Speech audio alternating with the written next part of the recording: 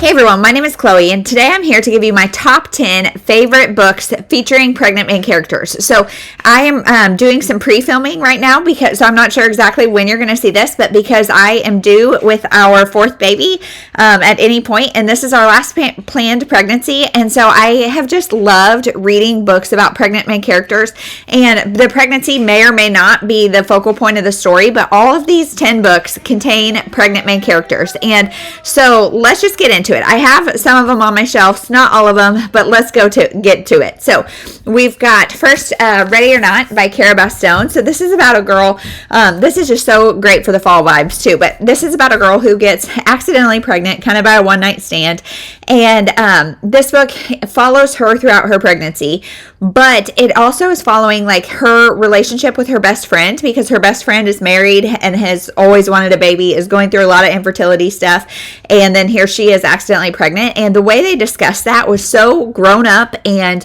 vulnerable but real, and it was just so good. I loved that. And then she has a relationship with her best friend's brother, like they've been best friends forever. Her and the brother kind of have been close too, and definitely a cinnamon roll hero. He's a little too cinnamon rolly, but I love a cinnamon roll hero, so I love that.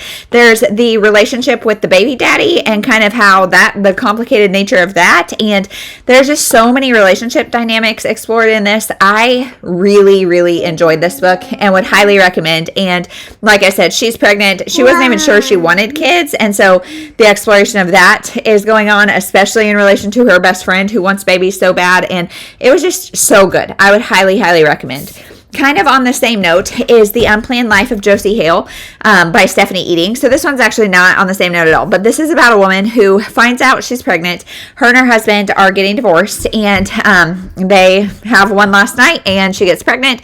And so she is pregnant, and she goes to the county fair because she's really got a hankering for some fried food, and she runs into two guys that she went to high school with, and they're like, hey, you're living with your parents, come live with us, like we can do this, we can help you through this and all that. And the found family element in this book is just so good. So it's got pregnancy, it's got such a sweet found family, and it's got a lot of foodie elements, so if that's something you're interested in, I would definitely recommend. I really enjoyed the book.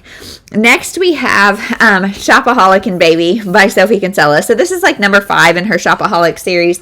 These are really cheesy books about a girl who has a shopping addiction, and I think you can pick it up in any order. I mean, of course, the series follows this woman's life from her dating to getting married to et cetera. But if you just want a pregnancy book and a book about, she says, like shopping helps the morning sickness and stuff, this is a really cute one. And if you like Sophie Kinsella, I think you might like this one. Then also kind of on a similar vein, we have Someone Like You, which is, again, I don't know why I keep saying similar, because the only thing really in common about these is the pregnancy trope, but this is a YA book about two girls who become really good friends, and then one of them gets pregnant. The baby daddy was in a car wreck, and so there's that, and the best friend is really the one supporting her through it. And I don't want to say a whole lot more about this book, but this one is, I think, my first Sarah Dessen, and so it's a really interesting story, and I would highly recommend. Then we have, on a more serious tone, The Atonement Child by Francine Rivers. So this is a very controversial book. It is a Christian fiction about a woman who is engaged to this guy. They're both really good Christians. They're in college, etc. One night on her way home from work, she gets assaulted, and that assault ends up in a pregnancy. And I thought this did a really good job of showing the gray in the options of abortion or not, and our main character, she grapples with it for months. Like, she's trying to make her decision for months, and it just shows that it's not black and white. You know, there's so much gray area, and there's just so, like, it consumes her thoughts. And I mean, I don't know, I thought this was really good, and I would highly recommend, especially if you're wanting something a little more serious in tone. And yeah, it's definitely dealing a lot with the pregnancy. Also, with a little more serious tone, we have The Promise of Stardust by Priscilla Sibley. So this is about a woman a married couple, and she is some sort of like scientist, astrophysicist, something. She's really smart, falls off a ladder, and she is brain dead. Basically, her body is gone. Her body is still alive, but her brain is gone. There's really no point. I mean, the machines are keeping her alive, etc. But she is 8 weeks pregnant, and so her husband wants to keep her alive for the sake of the baby, because obviously, if you let mama die, baby dies.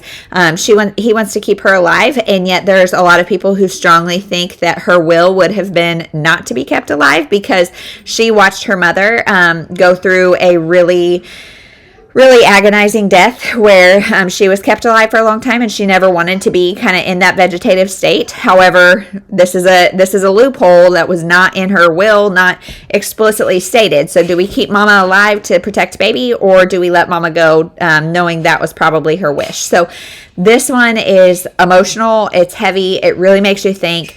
And yeah, obviously she's pregnant throughout, so that is the main kind of controversy in this. Then we have A House for Happy Mothers. So this was a really interesting book about an American couple with Indian roots, and so they decide to go to India to have a surrogate carry their baby, because they are not able to have a baby, and so they go to India to have a surrogate carry their baby. And there's a lot of discussion around surrogacy, and gosh, like how both sides are getting a lot of criticism. Like people are telling the couple, hey, you're exploiting this Indian girl. And the Indian culture is also saying things about her being a surrogate. And there's a lot of like conversation back and forth about how nobody feels super supported in this. And then we also follow the main character who is pregnant, carrying somebody else's child, and how she's getting attached to the baby, and how things just, it's kind of like biology. You get attached to the baby that's in there, and how many sides there are to surrogacy. And I felt like that was a really interesting conversation, as well as the Indian culture. And I really like that one. Then we have Where the Heart Is by Billy Letts. So this is a book I don't have. I thought I had it on my shelf, and I don't. I read this book a long time ago, and I've seen the movie with Natalie Portman many times. So it's about a girl who's pregnant, and she ends up giving birth in a Walmart and gets immersed in this Southern culture, and people who take care of her, people who stand up with her, and also her journey. It was a classic. It is one where I would honestly say I think the movie is better than the book, but I don't often say that. And I think the movie's better. Then we have The Expectant Detectives by Kat Ailes. So this was not my favorite, but it's a cozy mystery, and I'm not a huge fan of cozy mysteries. So this is about a bunch of women who meet in like birthing class, and they are trying to solve a mystery of somebody who's died. So there are two of them. One where they're all pregnant and then they give birth at the end, and then one is like the next one is early motherhood. And I have not read the second one, but I did read the first one. It definitely made me laugh out loud at times. It was funny. It was really fun to read while pregnant, because just pregnancy is a trip, and there's a lot of things that happen that, especially your first time, you're like, what is happening? And all of that is discussed. Then we have let's see, I've actually got this one. This is one of my all-time favorites, The Good Sister by Sally Hepworth. So this is about two sisters, and one of them really wants a baby. The other one is she's willing to have a baby for her sister. And so this is a thriller, so the way she goes about it is not exactly kosher, and there's a lot of twists and turns in this. I don't want to say a whole lot about it, but there is definitely the conversation around motherhood, pregnancy, all of that in this book. And so I would recommend it, even though I'm not going to tell you too much about it, and just know that going in that is a part of the book. So I know there's more. I am blanking on, I think there's a Jodi Picoult one that is really good, but I can't think of what it is. And like I said, I really love this trope of pregnant main characters. Prior to having kids, I like this. Now in my childbearing stage of life, I really like this trope. So let me know, what are some of your favorites? I made a whole nother list of like early motherhood. So I have some of those that are like right after you have the baby, when you have the newborn, and the early years. But pregnant main characters, let me know if you've got any more, and let me know if you are going to read any of these books. Let me know if that's a trope you like. And that's it. Thank you so much for watching. We'll see you in the next one.